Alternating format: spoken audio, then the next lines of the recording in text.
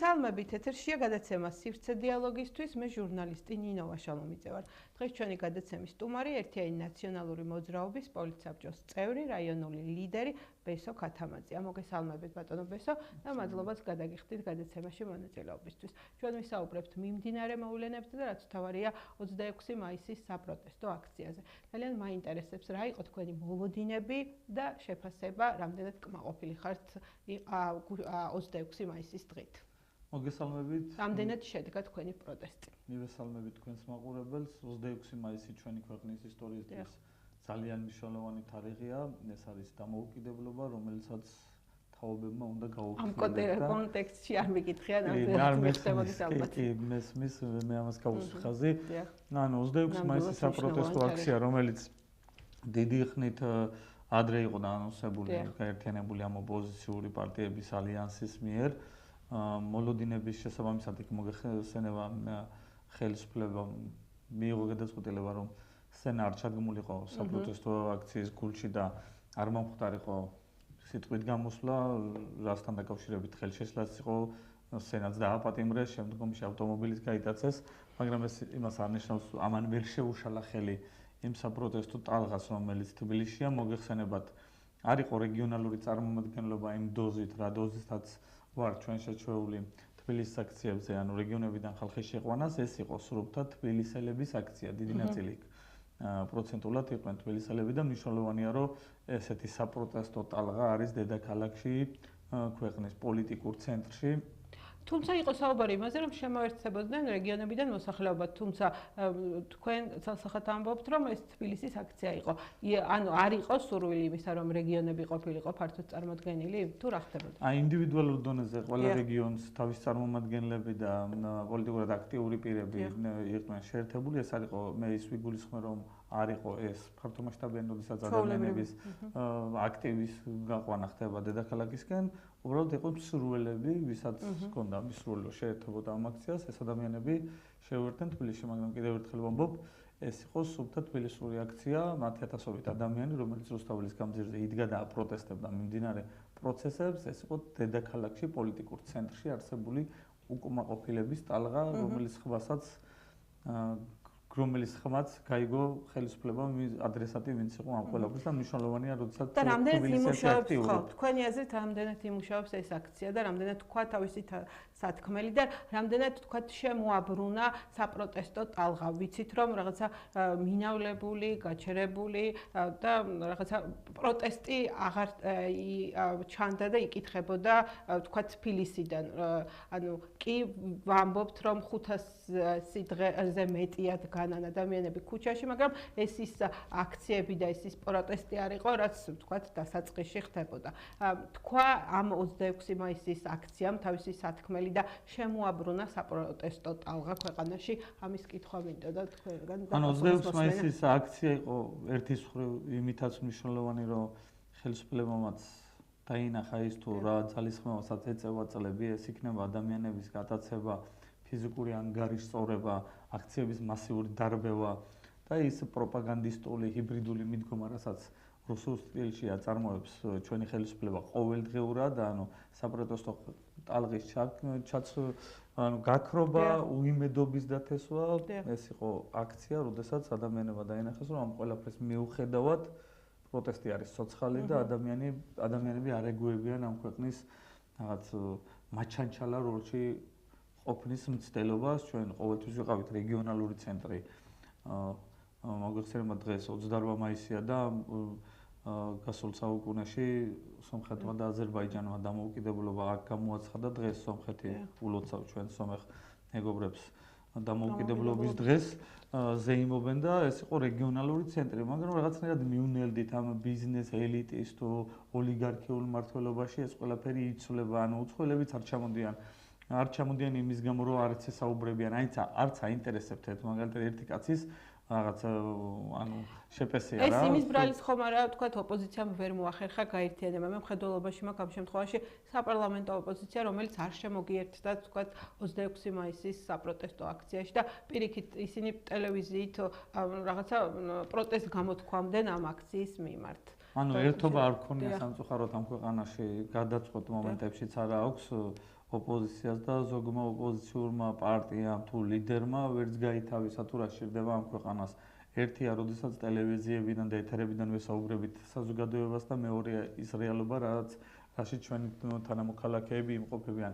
მე ურჩევდი მაგ ადამიანებს, რომ რეალ პოლიტიკის ნაწილში დაბრუნდნენ და იგრძნონ ის ყოველდღიურობა, რაც ხალხს აწუხებთ. ახლა მარტივია, რომ ზიხარ ვაკეშიან რუსთაველის გამზირზე და ტკივა ქვეყნის ბედი, მხოლოდ იმ ორ ქუჩაზე ესე არ არის, ანუ საქართველოს მაგათ ლაგოდეხიდან აჭარის მაღალმთიანეთამდე და სვანეთამდე თუ გაივლიან ისინი და თუ ქუჩაში შეუძლიათ თავისუფლად სიარული მიხვდებიან რა პრობლემებიც არის და რა გამოწვევების წინაშე არის ჩვენი მოსახლეობა და რა სირთულეებს ეჭიდება ყოველდღიურად. ახლა იქ არ დავდგები, აქ პეტრე არ მოსწონს, იმას ივანი არ მოსწონს, ქვეყნის ბედისთვის რაღაც გადამწყვეტ მომენტში საკუთარ რაღაც პირად ამბიციებზეც უნდა დააყენონ თავიანთი თავები, მაგრამ აქ ის არის რომ ან ბოღმასა და სიძულვილში ქვეყნის ინტერესები უფრო მეტად ეწირება და ილახება, ვიდრე ამ ადამიანების რაღაც ეგო დაკმაყოფილების თუ ვინ გახდება ლიდერი. აქ ლიდერზეც არ უნდა იყოს საუბარი, როდესაც ამ ქვეყნის რაღაც მომავალს, ამ ქვეყნის პერსპექტივას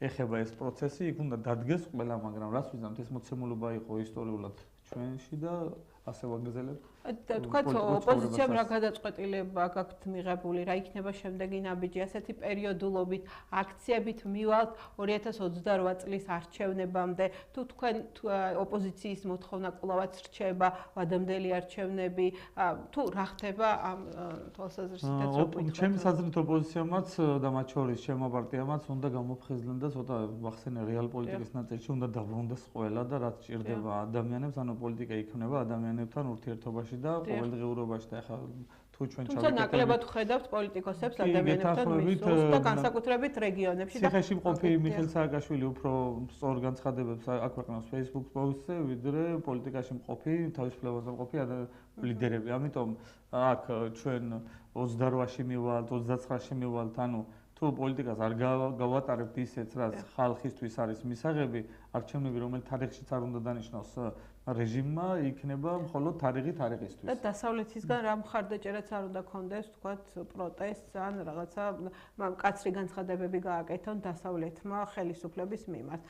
ცვლის ხელისუფლებას ადამიანები, მაგრამ ადამიანები უნდა მივიდნენ იმ ზომამდე, რომ მოუნდეთ შეცვლა ხელისუფლების და შესაბამისად ამ განწყობას რაღაცა ანუ ხელს უშლის, ანუ ბევრი სხვა ფაქტორია გარდა იმისა, რომ დასავლეთი რას იტყვის, მაინც ამ ქვეყნის ბედს ტყვეთს ქართველი ხალხი, ვინც არ უნდა ითქვას, ახლა ამერიკიდან მოგვიწოდებენ ევროპის დედაქალაქებიდან თუ საიდანაც არ უნდა იყოს ეს მოწოდება, მაინც ამ ქვეყნის ბედი არის ჩვენ ხელში და ბევრმა ადამიანმა უნდა გაითავისოს, რომ ვიღაცას იმედზე ყოფნა, ან ვიღაცის განცხადების იმედზე ყოფნა არასდროს არ იქნება აქ ახლა ხვლით და ტანკით რუსებივით არავინ არ შემოვარდება, რომ ამ ქვეყნის რაღაცა უკეთესობა ან უარესობა გარდაქმნას. ამ თავარი არის ჩვენ რა გვინდა, როგორი პოლიტიკური პროცესი გვინდა, როგორი ქვეყნის მომავალი როგორი გვინდა, რა ეკონომიკური წინსვლა იქნება ამ ქვეყნისთვის, ანუ უნდა ვისაუბროთ და უნდა ვიყოთ იმედიანად იმისთვის, თუ რა შევსთავაზებთ ადამიანებს და რა იქნება მისაღები. ანუ 2012 წელს, როდესაც მაცივარს პირდებოდნენ ადამიანებს, მართლა მაცივრის იმედი კი არ ქონდათ, რაღაც უკეთესობას ელოდა ადამიანები განათლებაში, ეკონომიკურ ყოველდღიურობაში, ანუ ქვეყნის გაქცევას და სოფლების დაცლას და ანუ ადამიანების განახევრებას კი არავის არ მიუწია ხმა მაშინ, მაგრამ დღეს გვაქვს ეს მოცემულობა და რაღაც ზღვარზე გავდივართ სულ და ამ ზღვარიდან იმედია რაღაც ისე გამოვალთ, რომ თავისუფლება არ დავკარგავთ. თბილისი ასე დედაქალაქი ასე თუ ისე დგას მაინც საპროტესტო ტალღაზე, შიგადაშიგ ჩავარდნებით, მაგრამ რეგიონები მართლა მიძინებულია. ამ თვალსაზრისით რაიმე თქვენს პარტიას კონკრეტულად ერთობას ოპოზიციურს რაიმე გეგმები აქვთ და ჩამოსვლა მოსახლეობასთან შეხვედრა, თუნდაც ფართომასშტაბიანი აქციის დაგეგმა. ამასთან დაკავშირებით თუ საუბრობთ და თუ არა იმე გეგმა. ანუ პარტია ახლა ერთობის სახელით ვერ ვისაუბრებ, იქიდან გამომდინარე სხვადასხვა პარტიებია და ყველას თავიანთი მოსაზრება აქვს, შენ პარტიასაც რაც შეეხება, ანუ ჩვენ ისედაც ყოველდღიურად გვიწევს ადგილზე ვინც ვართ მოსახლეობასთან ამა თუ იმ პრობლემის გადაწყვეტაში გვერდში დგომა, რაც შეგვიძლია ჩვენი შესაძლებლობების ფარგლებში ადამიანურად, რომ ის ყოველდღიურობის შემსუბუქებაში ან რაიმე კონკრეტულად სახელმწიფო სტრუქტურებთან შუამდგომლობაში დავეხმაროთ, ამ ყველაფერს ვაკეთებთ, მაგრამ აქ არის თავარი, როდესაც ლიდერშიპმა უნდა ატაროს სწორი პოლიტიკა, როცა ჩვენ ყოველდღიურად ამხელა პროპაგანდის და ნიაღვარში ვართ, აქ უნდა იყოს სწორი შეფასებები და სწორი მიღებული გადაწყვეტილებები. ანუ მესიჯი, რასაც საზოგადოება მოელის, სწორად უნდა იყოს მიტანილი და არა ყოველდღიურად, როგორც ხედავ ტელევიზიებში, პეტრემ თქვა ეს, ივანემ უნდა გასცეს ეს პასუხი და ამაში არის მთელი პოლიტიკური და მედია სივრცე გაჯერებული თუ ვინ რა თქვა ერთ ადამიანზე რომ მეორე მოპასუხოს, ეს არავის არ აინტერესებს. არც აქ, არც თბილისში თუ სწორად შეხედავენ პროცესებს, კონკრეტული აქ იმდენი პრობლემა არის, აი მაგალითად გაზი გაძვირდა, ელექტროენერგიის ფასი გაძვირდა, სოციალური ანუ სოფლებში მათ საარჩევნო აი 4 წელი დანაშაულებრივი მილიონობით ლარი რომ ჩაასხეს ამ ადამიანების ანუ უსაქმურობაში და აღმოჩნდა ბოლოს რომ პრემიერი ამბობს იმას რომ ეს ტყუილად გადაყრილი თანხა იყო და 30000 ადამიანი რეალურად არჩევნებში მოიხარდა, ეს არის დანაშაული. ამ ქვეყნისთვის ანუ გადამხდელების ჯიბიდან 500 მილიონ ლარზე მეტი მოახმარეს იმას რომ ორ არჩევნებზე ამ ადამიანებს უბრალოდ მისულიყვნენ და ხმა მიეცათ. ანუ სადაც არ უნდა გავიაროთ აი ოზურგეთში 100 ჰექტარი მიწა არის დაუმუშავებელი. ანუ ამის პრობლემაც ხო გვაქვს, როდესაც მოვიხმართ და პრემიერი ამბობს რომ 26 მილიარდი ჯდება კვების პროდუქტების წილი, რასაც სხვა ქვეყნებიდან შევიძენთ. არ ვამუშავებთ ჩვენსას, არ ვქნით საწარმოებს, არ ვითარდება ბიზნესი, ანუ რაღაცნაირი ვაჭრების ქვეყანაც ვართ. ანუ მსხვილი ბიზნესს ვისაც გაიგებ, ან კორპუსს აშენებ, ან სადღაციდან რაღაც შემოაქვს და ყიდის. და აღებ მიცემობაში რაც ქვეყანა შეიძლება იმას არავინ არ ქმნის. ამიტომ ყველას პასუხისგებლობის წილი აქვს, როგორც პოლიტიკოსის, ისევე ბიზნესის და ბიზნესი, რომელიც კვებავს ამათ. იმათიც და რა თქმა უნდა, სამთავრობო პასუხისგებლობაც არის ქვეყანაში არსებული მდგომარეობის დაცლილია პრაქტიკულად სოფლები სახკარი გამოკეტილია არაერთ სოფელში ჩაეული და გამარჯვების სათქმელადაც ადამიანი არ შეგხვდება ქუჩაში. ამ მოცემულობაში, როდესაც ვართ, აქ სწორი პოლიტიკა უნდა გაატაროს ყველა მხარე. და ამ მოცემულობას რა შემოატრიალებს და ბოლო კითხვა თქვენ ბრძანეთ რომ მესიჯი მოსახლეობასთან სწორი. თქვენი მესიჯი რა იქნება მოსახლეობასთან სწორი? გურიიდან დავიწყოთ და დავასრულოთ ამ კითხვით. ანუ იმედი პირველ რიგში იმის რომ შეიცვლება რაღაც და გურიის პოტენციალი, აი მაგალითად 2012 წელს გურიაში მნიშვნელოვანი პროექტი რაც იყო მერიის აეროპორტი. მერიის აეროპორტი იქნებოდა ოზურგეთისთვის ახალი ცოცხლი.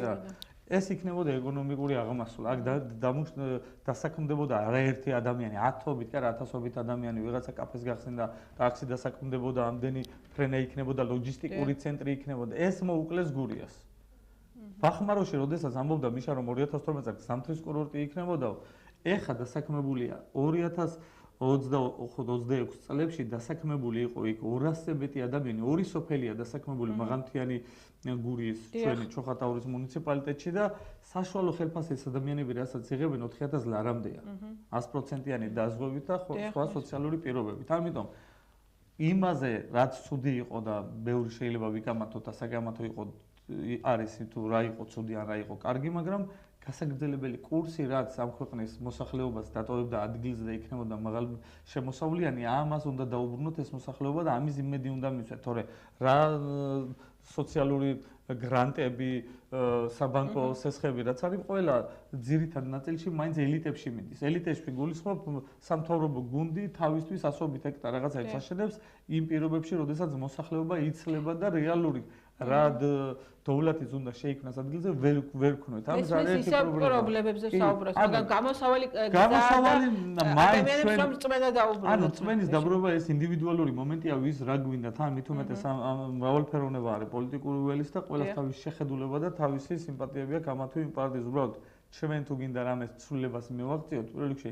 ჩვენ უნდა გადავდგათ ნაბიჯი, როგორც პოლიტიკურმა პარტიებმა თავისი ერთობით, ისევე ადამიანებმა, ვინც ვერ გაურკვევია დღეს თუ ვინ შეიძლება უკეთესობაში ამყოფოს ეს ქვეყანა. ამიტომ მრავალგაზომილებიანი პროცესია, რაც საბოლოო ჯამში მე ვფიქრობ და ჯერავს ამის, რომ მაინც კარგად დამთავრდება ამ ქვეყნისთვის, იმიტომ რომ ეს მომავლისკენ სწრაფვა, რაც ქართულ ხალხშია, იმას ვერანაირი ოლიგარქია და ვერაფერი ვერ შეაჩერებს. მადლობა ბატონ ბესო მობრძანებისთვის, სტუმრობისთვის, საინტერესო საუბრისთვის. მაყურებელს კი შევახსენებ, რომ დღეს ჩვენი გადაცემის სტუმარი იყო ერთიანი ნაციონალური მოძრაობის რაიონული ლიდერი, პოლიტსაბჭოს წევრი ბესო ქათამაძე. მადლობა, კარგად გრძელდებათ.